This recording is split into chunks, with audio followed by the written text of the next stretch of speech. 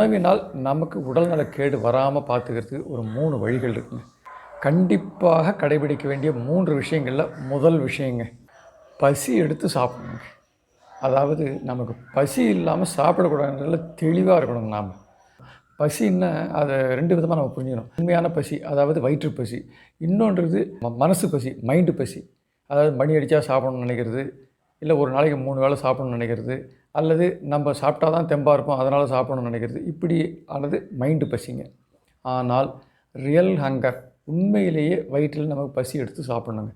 உண்மையான பசின்னா என்ன, அதை முதல் நம்ம புரிஞ்சுக்கணும். அதாவது நம்ம சாப்பிட்ற உணவு சாப்பிட்டு இரைப்பையில் செரிமானமாகி சிறுகுடல்லேருந்து ரத்தத்தில் உறிஞ்சப்பட்டு நம்முடைய உடலில் இருக்கக்கூடிய கோடிக்கணக்கான செல்கள், அதாவது உயிரணுக்களுக்கெல்லாம் போய் சேருது. இது நமக்கு தெரிஞ்சது தான்.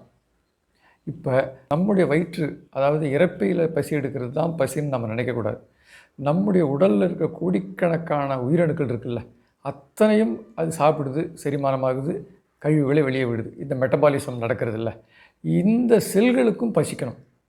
உண்மையில் இந்த செல்களுக்கு பசி எடுப்பதனுடைய உணர்வைத்தான் நம்முடைய மூளை நமக்கு இரைப்பையில் வயிறு காலியாக இருக்குது, பசிக்குதுன்னு நம்ம உணர்த்த. இந்த ஒரு மொழியை நம்ம புரிஞ்சுக்கணும். இதை நீரிழிவுக்காரர்களுடைய அனுபவத்தில் நம்ம சுலபமாக புரிஞ்சுக்கலாம். சக்கரை நோயாளிகளை கேட்டு பார்த்தா அடிக்கடி பசிக்குதுன்னுவாங்க. அடிக்கடி பசி எடுக்குதுன்ற ஒரே காரணம் என்னென்னா, அவங்க சாப்பிடுவாங்க, வயிற்றில் கொஞ்ச நாளைக்கு முன் தான் சாப்பிட்ருப்பாங்க, அது செரிமானமாகி ரத்தத்தில் நிறைய சர்க்கரை சத்துக்கள்லாம் இருக்கும். இருந்தாலும் அதை எடுத்து சாப்பிட முடியாமல் செல்கள் அவஸ்தைப்பட்டு பசியால் துடிக்கும். அதை மூளை அதனால் நமக்கு வலியுறுத்தி பசி எடுக்கிற உணர்வை தூண்டிக்கிட்டே இருக்கும். அதனால தான் நீரிழிவுக்காரர்களுக்கு பசி எடுத்துக்கிட்டே இருக்கிறது. அது நீரிழிவுக்காரர்கள் விஷயத்தில் நமக்கு நல்லா தெரியுது. நம்ம ஆரோக்கியமாக நன்றாக இருப்பவர்களுக்கு மொழி நமக்கு புரியுதில்லை. அதனால் எப்போதும் உண்மையான பசி என்னென்னா, நம்முடைய கோடானுகோடி உயிரணுக்களுடைய பசியை தான் நம்முடைய இரைப்பையில் பசியாக வெளிப்பட்டு நம்ம சாப்பிடணும்னு நினைக்கிறோம். நம்ம இன்னொன்றையும் பார்ப்போம். காலையில் ஒரு 4-5 இட்லி சாப்பிட்டு போயிருப்போம். அன்றைக்கி நம்ம மத்தியானம் 1 மணிக்கு சாப்பிட்ற பழக்கம் வச்சுருப்போம். ஒரு நாளைக்கு காலையில் ஒரு 3-4 பூரி சாப்பிட்ருப்போம்.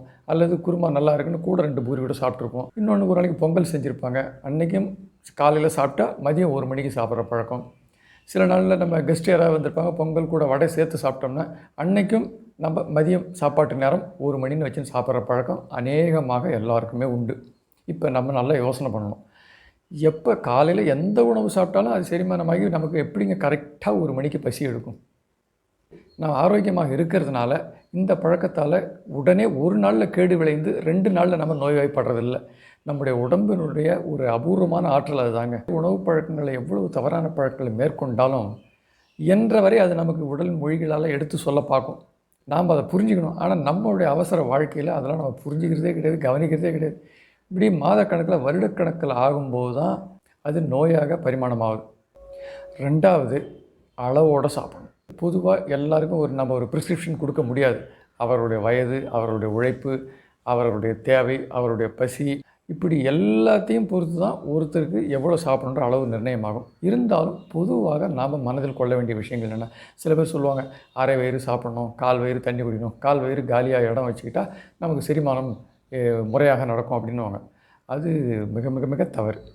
அதாவது நாம் சாப்பிடும்போது அல்லது சாப்பிட்றதுக்கு முன்னாடியோ சாப்பிட்ட உடனேவோ தண்ணி குடிக்கவே குடிக்கிறது. சாப்பிடும்போது நம்ம தண்ணி குடிக்க வேண்டிய அவசியமே இல்லை. அது செரிமானத்தை ரொம்ப தாமதமாக்கிடும். ஒரே ஒரு பழக்கத்தை நம்ம கடைப்பிடிக்கணுங்க. அதாவது நன்றாக மென்று உமிழ்நீர் கலந்து கூழாக்கி விழுங்கணுங்க.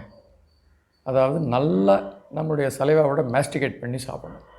அப்படி சாப்பிட்டோம்னா என்ன ஆகும்னா, சாப்பிடக்கூடிய நேரம் ஒரு 15 நிமிடங்களாவது நம்ம குறைந்தபட்சம் சாப்பிட வேண்டியதாக இருக்கும். உடனடியாக நம்ம சாப்பிட்டு வயிறுக்கு போவதில்லை. இந்த 15 நிமிடங்களில் மெதுவாக மென்று உமிழ்நீர் கலந்து நம்ம சாப்பிட்டு போவதில்லை. இந்த செய்தி நம்முடைய மூளைக்கு போயிடும். இந்த 10 நிமிடங்களில் மூளையினுடைய ஆணைப்படி தான் உமிழ்நீர் சுரக்குது, நம்ம இரைப்பையில் இருக்கிற ஜீரண நீர்கள் சுரக்க ஆரம்பிக்கிறது. அதனால் நம்ம சாப்பிட ஆரம்பித்தால் ஒரு 10 நிமிடமாவது குறைந்தபட்சம் நம்முடைய மூளைக்கு நேரம் தேவைப்படுது, அவகாசம் தேவைப்படுது. இவர் எவ்வளோ சாப்பிட்டாரு, இது சாப்பிட்டது போருமா வேண்டாமான்னு சொல்கிறதுக்கு. இப்போ ஒரு 10 நிமிடங்கள் ஆகிடுச்சுன்னா அது தெரியும். இந்த அளவுக்கு இவர் சாப்பிட்டது போகிறோம், இது நிறுத்தலாம்னு உடனே அது ஆணைகள் எடுக்கும். ஜீரண நீர்களுக்கு இரைப்பைக்கும் ஆணையிடும், நம்முடைய வாயில் உமிழ்நீர் சுரப்பிகளுக்கும் ஆணையிடும். உமிழ்நீர் மேற்கொண்டு சுரக்காது. அப்படி உமிழ்நீர் சுரக்கலைன்னா நம்ம புரிஞ்சிக்க வேண்டியதுன்னா நம்ம சாப்பிட்டது போதும். இது ஒரு அளவு. ஒரு கட்டத்தில் நம்ம சாப்பிட்றதுக்கு கூட துணை பொருட்கள் ஏதாவது இருந்தால் பரவாயில்ல. ஒன்று பொரியல் அல்லது ஊறுகாய், இப்படி ஏதாவது ஒன்று கூட தேட ஆரம்பிப்போம். நல்லா கவனிச்சுக்கணும். நம்ம எப்போ நம்ம சாப்பாடு ஏதோ ஒன்று சாப்பிட்றதுக்கு கூட ஒரு பொருளை தேட ஆரம்பிக்கிறோமோ அப்பயே உமிழ்நீர் நமக்கு சுரக்கலை, சாப்பிட்டது போகிறோம், மேற்கொண்டு இதெல்லாம் இருந்தால் தான் உமிழ்நீர் சுரக்கும், சாப்பிடணுன்னு அர்த்தம். அதனால் நம்ம எப்போதும் நிதானமாக மென்று உமிழ்நீர் கலந்து சாப்பிடணும். 3வது, நம்ம சாப்பிட்ட அளவுக்கு நம்முடைய உடலுக்கு உழைப்பை நம்ம கொடுத்தே ஆகணுங்க. அதாவது சாப்பிட்டதுக்காகவாவது உழைக்கணும், அல்லது உழைச்சா தான் நம்ம சாப்பிடணும்னு ஒரு கொள்கை வச்சுக்கணும். ஆரோக்கியம்னா நமக்கு நினப்புக்கு வர்றது உணவு தாங்க ஃபஸ்ட்டு.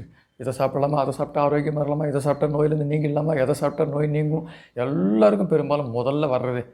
ஆனால் அந்த உணவு எவ்வளோ முக்கியத்துவம் கொடுத்து நம்மளுடைய நினப்புக்கு வருதோ அதே அளவுக்கு முக்கியத்துவம் வாய்ந்ததுங்க நம்முடைய உடல் உழைப்பு. ஏன்னா நம்ம எவ்வளவு சாப்பிட்றோம், அந்த சாப்பாடு செரிமானமாகி சிரித்து நம்ம உடலில் இருக்கிற கோடிக்கணக்கான உயிரணுக்கள் சாப்பிடுதுன்னு பார்த்தோமில்ல, அந்த மெட்டபாலிசம் முடிந்து கழிவுப் பொருட்கள் ரத்தத்தில் அது எல்லா கழிவு மண்டல உறுப்புகளுக்கும் நம்முடைய தோலுக்கு போகும், யூரின் வழியாக போகும், நுரையீரல் வழியாக இப்படி நம்முடைய கழிவு மண்டல உறுப்புகள் வாயிலாக கழிவுகள் அத்தனையும் வெளியேற்றுற வேலை இருக்குங்க. ஏதாவது ஒரு ஆக்டிவிட்டி நமக்கு இருந்தால் தாங்க இந்த இரத்த ஓட்டம் சுறுசுறுப்பாக போகும். எல்லா கழிவு மண்டல உறுப்புகளுக்கும் இந்த கழிவுகளை எடுத்து போய் கொடுக்கும், உறுப்புகளும் அந்த கழிவுகளை வெளியேற்றிவிடும். நம்முடைய செடன்ட்ரி லைஃப் ஸ்டைலில் ஆக்டிவிட்டியே இல்லாமல் இருந்தால் நாம் சாப்பிட்டு கழிவுகள் வெளியேறக்கூடிய வேகத்துக்கு இரத்த ஓட்டம் வேகமாக இருக்காது.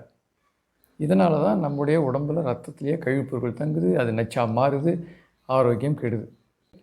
ஏதாவது ஒரு உடற்பயிற்சி நமக்கு இருந்தால், ஒன்று எக்ஸசைஸ் செய்கிறோம், அல்லது யோகாசனம் செய்கிற பயிற்சிகள் இருக்கணும், இல்லை ஏதாவது விளையாட்டுகள் போய் விளையாடணும், அல்லது வாக்கிங் போகிறோம் ஏதாவது கொஞ்சம் நாழியாவது, ஏதாயிலும் ஒரு பயிற்சி. என்ன தான் நீ நல்ல உணவு, என்ன தான் உயர்ந்த உணவு, அது இயற்கை உணவு, பழம், எந்த வகையான உணவு எடுத்தாலும் அமிர்தத்தையே சாப்பிட்டா கூட சாதான். அந்த சாப்பிட்ட அமிர்தம் செரிமானமாகி, அதாவது நம்முடைய உயிரணுக்களால் செரிமானம் செய்யப்பட்டு கழிவுப்பொருட்கள் உடலை விட்டு வெளியேறினால்தான் அது அமிர்தம்.